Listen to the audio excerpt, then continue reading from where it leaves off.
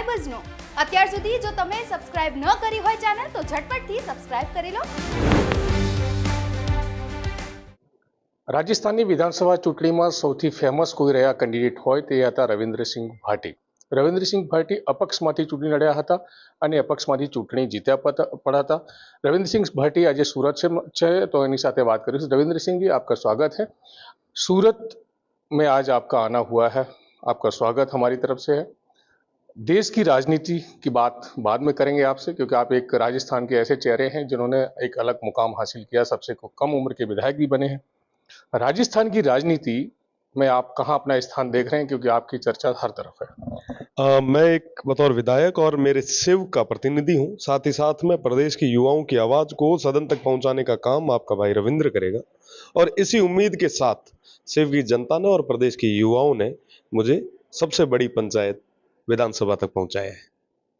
पहुंच के अच्छी बात है, लेकिन राजस्थान में आप चुनाव में एक ऐसे मात्र चेहरा रहे हैं जिनकी प्लानिंग से लेकर जीत तक का हर तरफ चर्चा थी। अब रविंद्र सिंह भाटी का अगला कदम क्या होगा, क्योंकि बीजेपी की सरकार बन चुकी है, कहीं बीजेपी की तरफ झुकाव रहेगा क्या, या जाने वाले हैं? मैं आपको बताना चाहूंगा कि मेरा झुकाव शिव की जनता की तरफ है, और जब 2019 में चुनाव लड़ा, विचारधारा मेरी विवेकानंद जी की है और उसी विचारधारा, राष्ट्रवादी विचारधारा के साथ काम करता आया हूं। 2019 में जब चुनाव लड़ रहा था, उस समय की स्थितियां भी ऐसी ही रही जैसे 2023 की रही, और परिस्थितियां कुछ भी रहे, भविष्य में क्या हो क्या नहीं पता, पर राष्ट्रवादी विचारधारा के साथ में मजबूती से प्रदेश की युवाओं की और शिव की जनता की आवाज को सदन तक पहुंचाएंगे। इनकी ये भी देखा जा रहा है कि आप बीजेपी की तरफ झुकाव, जैसा मेरा पहला प्रश्न था, बीजेपी ज्वाइन करेंगे क्या?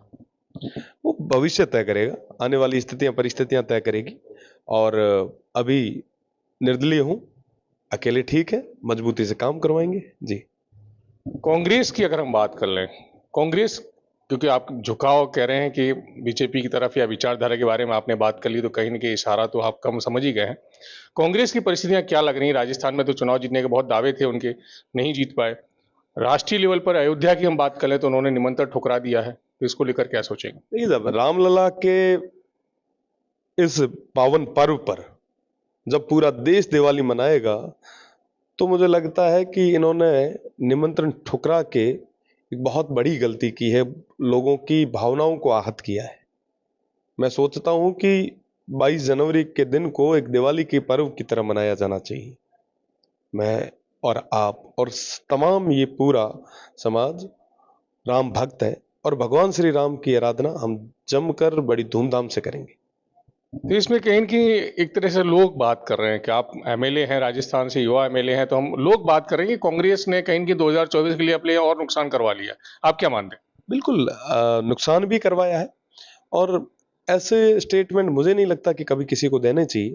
निमंत्रण, अगर आपके घर में कभी कोई निमंत्रण देने के लिए आता है तो ठुकराया नहीं जाता, शिष्टाचार होता है कि घर आए हुए को बिठाते हैं, बिल्कुल सब आएंगे। अब आना जाना ना आना ये उस समय की स्थितियां तय करती है, पर मुझे लगता है कि ये निमंत्रण ठुकरा के इन्होंने बहुत बड़ी गलती की है, और सनातन धर्म की, और इन्होंने जो ये प्रश्न चिन्ह उठाया है, आने वाले समय में इनको इस चीज का भी जवाब मिल जाएगा।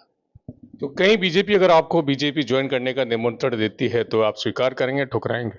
उस समय की स्थितियां परिस्थितियां तय करेगी, और मेरी जो टीम है, मेरे जो साथी हैं, मेरे शिव की जो जनता है, जिनसे मैंने वादा किया है, उनका जो आदेश होगा वो सर आंखों होगा। एमएलए के तौर पे आप क्या मानेंगे? जनता ने तो आपको चुन के दे दिया है, आपको भेज दिया विधानसभा में, आप क्या सोचेंगे? जो शिव की जनता की बात को, मेरे लोगों की बात को मजबूती से रखेगा, उनके लिए जो मैंने वादे किए हैं, उन वादों पे जो खरा उतरेगा, जो विश्वास दिलाएगा, उनके साथ खड़े रहे। राजस्थान में कांग्रेस की हार के पीछे क्या मानते हैं? क्योंकि दो गुट वहां पे थे, गहलोत जी का और दूसरे उनके पायलट जी का, तो आप हार की वजह क्या मानते हैं? क्योंकि आप ग्राउंड लेवल पे राजनीति करते रहे हैं, राजस्थान को समझ भी रहे हैं। देखिए, आपने जैसे ग्राउंड लेवल का कहा, तो मैं आपको बताना चाहूंगा कि मैं मेरे शिव में इतना इंगेज था, क्योंकि ये चुनाव मेरे सामने सब पार्टियां चुनाव लड़ रही थी, मैं अकेला जूझ रहा था। तो उस समय अमूमन इंसान को ये याद नहीं आता, ये समझ नहीं आता कि मैं स्टेट में क्या चल रहा है। भैया, मुझे तो मेरी चीज रखनी थी, मेरी बात आगे तक रखनी थी, मुझे चुनाव जीतना था, शिव की जनता का जो भरोसा था उस पर खरा उतरना था, तो हम खरे उतरे हैं। और प्रदेश के अंदर क्या हुआ क्या नहीं हुआ, इसकी समीक्षा बैठकें चल रही है। आने बीजेपी ने भी आप किए थे फिर छोड़ दिए, तो बीजेपी के साथ कोई मन दुख? देखो साहब, स्थितियां परिस्थितियां बनती बिगड़ती रहती है। राजनीति में कभी गिले शिकवे नहीं रखे जाते, ना कभी दुख रखा जाता है। बस जो है उसके अंदर आनंद लीजिए, बस बढ़िया तरीके से जम के काम कीजिए, लोगों के काम आइए, आगे बढ़ते रहिए। वर्तमान में जो राजस्थान सरकार बनी है वो क्या सही तरीके से काम कर रही है? मजबूती से काम करेगी, अभी बनी है, आने वाले समय में सभी को पता चल जाएगा। मुझे भरोसा है, क्योंकि धरातल से उठा हुआ एक आदमी जब सर्वोच्च पद पे बैठता है तो आम आदमी की आवाज को और उसकी भावनाओं को अच्छे तरीके से समझ सकता है। तो मुझे लगता है कि मजबूती से काम करेंगे और हर वर्ग को साथ में लेके काम करेंगे, उनके समृद्धि के लिए काम करेंगे। 2024 का लोकसभा चुनाव किसकी जीत देख रहे हैं आप? वो तो जनता तय करेगी, और 2024 के अंदर अगर मजबूती से सब चीजें जैसे चल रही है वैसे ही रही तो मोदी जी पुनः आएंगे। आपकी नज़र में मोदी जी किस तरह का काम करते हैं? मोदी जी बहुत बढ़िया तरीके से काम कर रहे हैं। आज भी आज जो अटल ब्रिज जो बना है, कई सारे और नई चीजें जो आ रही है, तो निश्चित तौर पे बहुत बढ़िया तरीके से काम कर रहे हैं। देश आगे बढ़ रहा है और आने वाले समय में भी देश इसी तरह आगे बढ़ेगा। लोकसभा चुनाव में अगर बीजेपी आपको ऑफर करती है दिल्ली ले जाने के, तो क्या करेंगे आप? वो उस समय की स्थितियां परिस्थितियां तय करेगी। सेव की जनता को कहूंगा कि साहब की आदेश है आप रहो, और उमर अगर आदेश हुआ तो दिल्ली जाना हो। देखा सुखदेव सिंह गोगामेड़ी की हत्या को आप किस नज़र से देख रहे हैं? देखो साहब, एक कम्युनिटी में कहीं पे भी ऐसी चीजें जायज नहीं होती, और जो सरेआम जैसे सुखदेव सिंह जी जैसे आदमी पे अगर हमला हो सकता है, तो आज के समय मुझे नहीं लगता कोई भी सिक्योर है, कोई भी सेव है, कोई भी सुरक्षित है।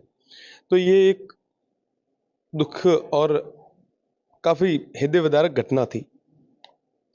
जो भी आरोपी पकड़े गए उनको सख्त से सख्त सजा उनको मिलनी चाहिए। हम सभी के लिए एक व्यक्तिगत नुकसान हुआ है जी।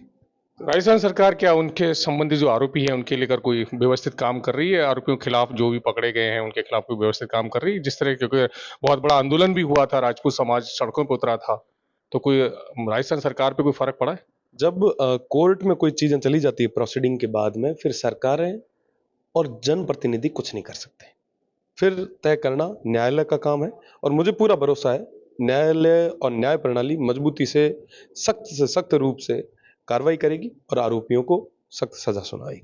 मेरा प्रश्न ये था कि जिस तरह से घटना हुई और उसके बाद राजस्थान सरकार को जो एक्शन लेना चाहिए था, क्या वो सही तरीके से एक्शन ले पाई है? उस समय की सरकार बनी ही नहीं थी। हकीकत ये था कि राज्यपाल शासन था और सरकार उसके बाद में बनी, और बाद बनने के बाद में बुलडोजर भी चले हैं और कई तरीके की चीजें हुई है। तो घटनाएं सबके सामने है, कैसे हुई, क्या हुई और उसके बाद में क्या एक्शन लिया गया है।